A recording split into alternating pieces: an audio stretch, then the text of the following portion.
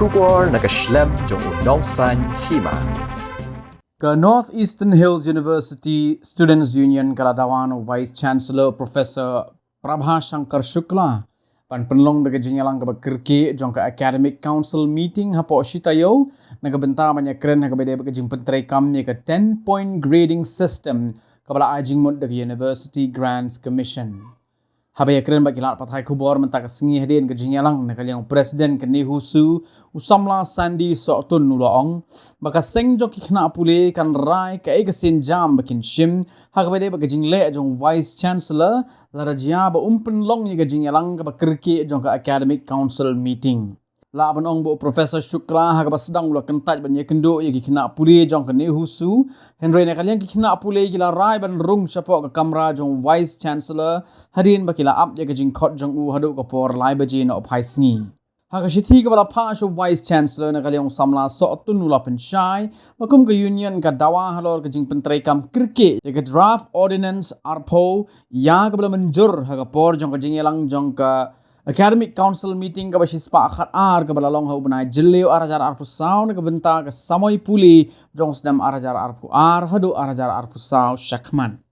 Information regarding that? No, that is not issue. You have to let us know. This is the student issue. It's not your issue. We should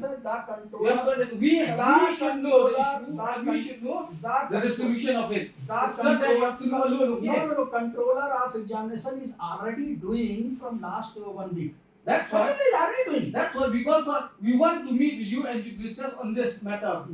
Okay, you don't do one. No. Don't try to pressurize me. It's not that we want to pressure you. No. The thing is that we want to meet and discuss on this matter. Matter is already taken. That's what we wanted to know. That's what we wanted to know. Decision is already taken and given. Direction is given to controller. So what is the problem there to inform us? No, that is not required. Why? Why is it not required to inform us? Berflatuk kena kesi ke bumta kumangila ada pensko tu katayo ke balalet ke bangila ong bangin Ïakynduh pada vice chancellor kena kesi ni kong bangin pensko kena ke jing Dawa ke jungi ban khat kena ke emergent academic council te nakaliang ke jungi ru ngila pan ke appointment por si bije ke ba ong ba udong bun kam adu nya ap adu ka apor ka arbije ke ba taru ong khumsim lala ban pelat ke ta apor te nakaliang ke jungi ngila song ke isi meeting marma but ngilara bangin one beach ke senisha office jong vice chancellor hakaba lai biji mene ni Rung bet na nakaliang ga body ke jungi hakaba kham kwa ida ban kundu ande ni Rung na ka bor hakaba ngi kwa banya pin snow kata ke jing Dawa jungi ni samla puli hakaba shim ke ni ke jing ti nakaliang ga jungi ngilai kran ngilai ther ngilai tai ban nakaliang ga jung uru ula pen snow ita ke jing ande nakaliang jungi ni Dawa bet ban khat kata ke emergent academic council hakaba udi ban hapok steo lam kumta nakaliang ga